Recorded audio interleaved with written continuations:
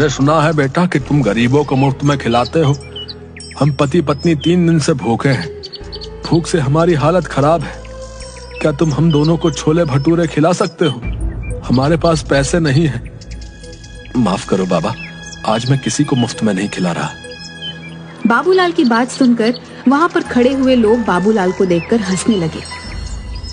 ठीक है बेटा, जैसी तुम्हारी मर्जी। मैं तो किसी भी प्रकार से भूखा रह लेता हूँ, लेकिन ये मेरी पत्नी कुछ दिनों से बीमार भी चल रही है।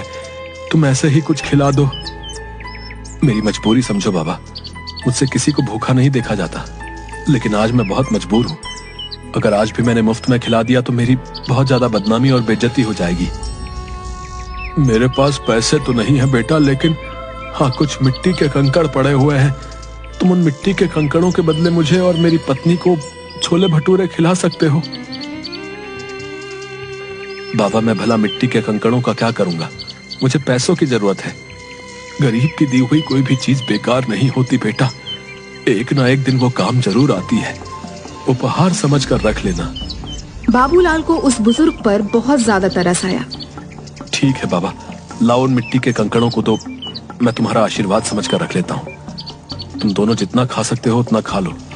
उस बूढ़े ने एक पोटली बाबूलाल के हाथों में थमा दी।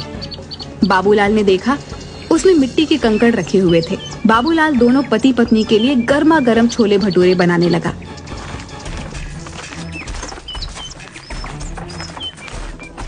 तभी वहाँ पर ठेला लगाकर खड़ा हुआ नरेश बाबूलाल से बोला, अरे इन मिट्टी के कंकड़ों से तू भला कैसे सीताराम और मोहनलाल का कर्जा चुकाएगा रे? बेवकूफ आदमी, इतनी बेइज्जती होने के बाद भी तेरी कुछ समझ में नहीं आया? नरेश, मेरी जिसे मर्जी चाहेगी मैं उसे मुफ्त में खिलाऊंगा। तू कौन होता है मुझे रोकने वाला? जाकर बोल देना अपने मुखिया को। मुखिया का चमचा कहीं का। 3 दिन बाद जब मुखिया उन दोनों से तेरे सर पर चप्पलें पड़वाएगा ना, उस दिन मैं तुझसे बात करूंगा। हाँ, मुझे भगवान पर पूरा विश्वास है, वो दिन कभी नहीं आएगा। इतना कहकर बाबूलाल फिर से छोले भटूरे बनाने लगा, मगर देखते ही देखते वह बूढ़े पति पत्नी बाबूलाल के सारे छोले भटूरे खा गए। बाबूलाल जरा सा चेहरा लिए उन्हें देखता रह गया। उसने देखा उसके ठेले पर अब कुछ भी नहीं बचा था। बाबूलाल चुपचाप अपने घर चला गया। क्या हुआ, आज दोपहर में ही कैसे चले आए? कहीं आज भी सारे छोले भटूरे कहीं बांट तो नहीं है? निर्मला, मुझसे इस वक्त बात मत करो। अरे तो फिर और किससे बात करूं? अपना सर दीवारों पर मारूं क्या? मेरी तो सोच सोच के हालत खराब होते जा रही है कि 2 दिन बाद क्या होगा। वैसे तुम कभी शाम से पहले घर नहीं आते, आज क्या हुआ? बाबूलाल ने अपनी पत्नी को सारी घटना बता दी। हे भगवान, इस आदमी का मैं क्या करूं? इसने तो बेवकूफीपन की सारी हदें पार कर दी। अरे उन दोनों को सारे छोले भटूरे खिलाने की क्या जरूरत थी? मुझे क्या पता नहीं था। मुझे लगा था कि वो 2 या 3 से ज्यादा नहीं खाएंगे, लेकिन उन्होंने तो देखते ही देखते सारा ठेला साफ कर दिया।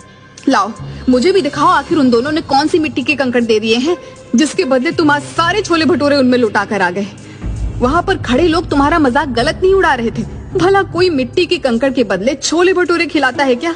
मैंने उन मिट्टी के कंकड़ के बदले उन्हें छोले भटूरे नहीं खिलाया अनीता। उन दोनों के चेहरे से साफ लग रहा था कि वो कई दिन से भूखे हैं।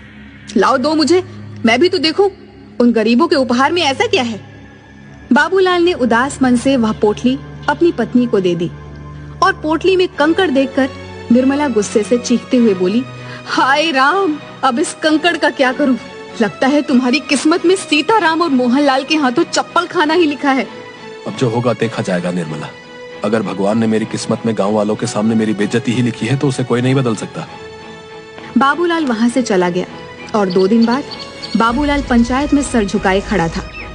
क्यों रे बाबूलाल, कैसे लाया है? इंतजाम नहीं हो पाया मुखिया जी, कुछ दिन की मोहलत और दे देते। वो तो हम तुझे जरूर देंगे, मगर सीताराम और मोहनलाल के हाथों चप्पल तो खा ले। ऐसा मत कीजिए मुखिया जी, मेरी बेइज्जती हो जाएगी। मैं किसी को मुंह दिखाने के लायक नहीं रहूंगा। क्या हुआ, उस दिन तो बड़ा मुंह चला रहे थे, मार खाने की नौबत आई तो अब इज्जत की दुहाई दे रहे हो? मुखिया सीताराम और मोहनलाल की ओर देखकर बोला, देखते क्या हो, मारो इस दानवीर को चप्पलों से। बड़ा दानवीर बना फिरता है, मक्कार कहीं का। मुखिया की बात सुनकर मोहनलाल और सीताराम बाबूलाल को चप्पलों से मारने ही वाले थे कि तभी वहाँ पर बाबूलाल की पत्नी निर्मला आ गई। खबरदार, जो मेरे पति को किसी ने हाथ भी लगाया। क्यों रे बाबूलाल की पत्नी, तुझे पता नहीं तेरे पति ने दोनों से कर्जा लिया था? तेरी इतनी हिम्मत कि तू मुखिया के आदेश को चुनौती दे? मुखिया की बात सुनकर निर्मला ने मोहनलाल और सीताराम के पैसे मुखिया के मुंह पर मार दिए। ये लो पकड़ो इन दोनों के पैसे, आइंदा मेरे पति के ऊपर आंख उठाकर भी नहीं देखना। तू ये पैसे कहाँ से लेकर आई? तुम्हें इससे मतलब? तुम्हें इनके सारे पैसे चाहिए थे ना, और इनके पैसे मैंने तुम्हारे मुंह पर मार दिए। बाबूलाल निर्मला के पास पैसे देखकर हैरान रह गया। बाबूलाल ने आहिस्ता से निर्मला से पूछा, निर्मला तुम ये पैसे कहाँ से लेकर आई? घर चलो, मैं तुम्हें सब बताती हूँ। बाबूलाल निर्मला के साथ घर पर आकर बोला, अब बताओ भी निर्मला, तुम ये पैसे कहाँ से लेकर आई? आज जब तुम्हें मोहनलाल और सीताराम पकड़कर ले गए थे तो मैं फूट फूट कर रो रही थी। रोते हुए मुझे अचानक गुस्सा आ गया और मैंने गुस्से में वो पोटली बाहर फेंकने के लिए निकाली जिसमें कंकड़ थे। मगर जैसे ही उस पोटली में से कंकड़ फेंके तो उसमें से कंकड़ नहीं बल्कि बेशकीमती हीरे निकले। मैं तुरंत एक हीरा गिरवी रखकर पैसे ले आई और मुखिया के मुंह पर मार दिए। निर्मला की बात सुनकर बाबूलाल हैरान होकर बोला, लेकिन उसमें तो कंकड़ पत्थर थे। मैं भी हैरान रह गई थी। बहुत सोचने के बाद मुझे एहसास हुआ कि शायद वो दोनों बूढ़े पति पत्नी कोई मायावी लोग थे जो तुम्हारी मदद करने आए थे। निर्मला ने इतना कहा ही था कि तभी दरवाजे पर दस्तक हुई।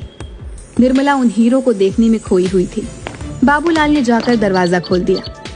दरवाजे के बाहर वही बूढ़े पति पत्नी थे जो बाबूलाल की ओर देखकर मुस्कुरा रहे थे। आप दोनों कौन हैं? हम दोनों देव हैं। 2 दिन पहले तुम जिस बरगद के पेड़ के नीचे खड़े होकर भगवान से बातें कर रहे थे, हम दोनों तुम्हारी बातें सुन रहे थे। हमें लगा कि तुम्हारी मदद करनी चाहिए। मैं आप दोनों का कैसे शुक्रिया अदा करूं? अगर तुम्हें हमारा शुक्रिया अदा करना है तो एक बात ध्यान रखना, इन हीरो को बेचने के बाद तुम बहुत ज्यादा अमीर हो जाओगे। लेकिन कभी भी गरीबों को खाना खिलाना मत भूलना। चाहे कितनी भी अड़चने आए, चाहे कितनी भी परेशानियां आए, याद रखना भगवान उस व्यक्ति को बहुत ज्यादा पसंद करता है जिसके दिल में दूसरों के लिए दर्द होता है। इतना कहकर वो दोनों बूढ़े पति पत्नी वहां से गायब हो गए। उस दिन के बाद बाबूलाल देखते ही देखते बेहद अमीर हो गया।